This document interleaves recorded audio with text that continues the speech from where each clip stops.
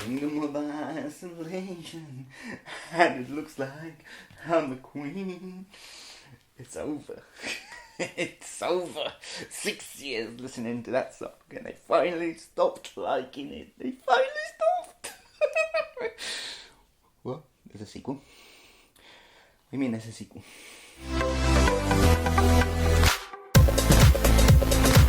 Hello everyone, Ash here, and welcome to another episode of Special Talks. Today I'm doing a movie review, and the film I will be reviewing is Frozen 2. This, of course, is the sequel to Frozen, which was one of Disney's biggest hits and a film that traumatized millions of parents who had to listen to Let It Go over and over and over and over and over and over and over and over again. Yes, including me. Yeah. Let it go. However, before I get started, I want to know what you thought of Frozen 2. Have you seen it? Did you like it? Did you hate it? Let me know in the comments down below. And also, while you're down there, maybe hit that subscribe button too, because it really helps me out a lot. And yeah, let's get into it. So the plot of the film, following on their happy ending from the previous film, everything seems beautiful in the kingdom of Arendelle until something happens which will put the kingdom in danger. Now it's up to Elsa, Anna, and the rest of the team to investigate a legend of enchanted forest. Along the way, secrets will be revealed upon their past, and that's the plot. So before we get started, I just want to say this, because it will have a bearing on my review for this film. I actually really love the first film. I know a lot of people don't. A lot of people think it's overrated. I don't. And as I said, I had a little daughter. I've seen it loads of times. And I don't get bored with it. That's how much I actually really enjoy it. So, yes, I rate Frozen 1 very highly. I think it's in my top 3 or top 4 Disney animated movies of all time. And that's saying something. So, I went into this film with really high hopes. And one thing I will say, this film is a very mature sequel. It doesn't back down. It doesn't treat kids as kids. It sort of does like something like How to Train Your Dragon, where it takes that the fans of the first one have now grown up. So it's a more mature thing. Maybe a bit too much for the younger viewers. Obviously, I'm not a younger viewer, hence the white hair. So that didn't actually bother me. What bothered me were a number of things which I'll get to later on. But the film looks amazing. You can tell that Disney put a lot of effort. They knew this would be their big hit of the year, and maybe one of their biggest hits of all time. So they definitely spent a lot of time. The color palette is amazing, and the graphics and the animation is just breathtaking. It looks really good. All the cast of the original are back, and once again their voice work is simply fantastic. I love Elsa's and Anna's relationship. You can tell that the first movie really helped bond their relationship together, and they really love each other. And I love that when things start to happen, they want to help each other to try and solve this. Even though Elsa is a bit more moody and just wants to do it herself, Anna is always trying to tell her, don't do it yourself. So I love the relationship between these two.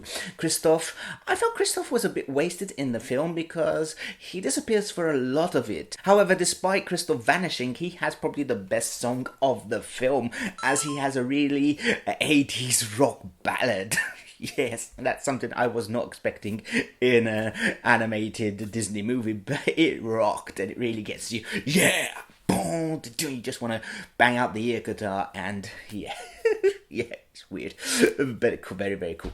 Which leads me to one of the first issues I had with the film, is that the songs are not catchy. Now, in the first one you had Do You Want to Build a Snowman, obviously Let It Go, and there was 2 others which I can't remember now, but I sang them a lot or heard them a lot, but they were more catchy in the first film. And here, now I know it's one viewing, but usually after one viewing you will remember a song, and I hardly even remember any song. I do remember Kristoff's because it was just an epic, as I said, rock ballad, but the other songs not really. There is this one song which is, I can't remember, Show Yourself, which I think they hoped would be the Let It Go of this film, and yeah, it's not really as catchy as Let It Go. It's a beautiful song. The performance when it happens, the animation and the whole, like when Elsa was building her ice castle in the first one, is nice. I don't want to say what it is because it would be spoiler, but it's just not as catchy as the first one. And I think that's going to affect a lot of kids because they used to sing, and hear the first songs. And here, yeah, they kind of let me down, all of the songs. As far as the overall plot and storyline, I liked it. I liked the whole secrets of the past and that they have a thing that they need to do to save their kingdom. And I like that there's all these different twists and turns and that Elsa has to make some choices. Anna has to make some choices. Are they the right ones? Are they going to prevail in the end? I liked it. One thing I didn't like was, not didn't like, but it's been used so many times, is that Kristoff was trying to propose to Anna and he just can't get it out. That seemed rude for a kids' film. But he can't get the proposal out. But that's something we've seen a lot, so it was kind of a cliche thing. Another one of my two big issues is there wasn't really any big villain. Now, you don't always need a big villain in certain films. However, in an adventure, in an animated movie, it's nice to have a villain and something, to fight against, someone to root against, especially in Disney movies. There's always been these great villains like Maleficent, Rumpelstiltskin.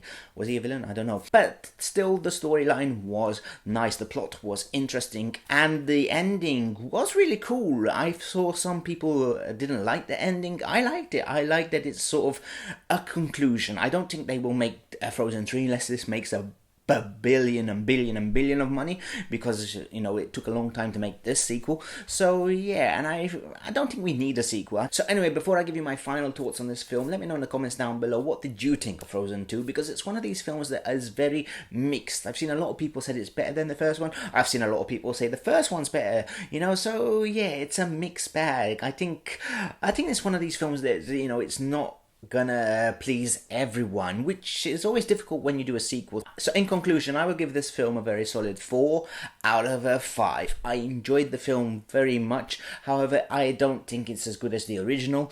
I thought the songs are not that catchy and the lack of villain really hurt the film. Despite that, the storyline is nice. It's interesting to see the cast back together.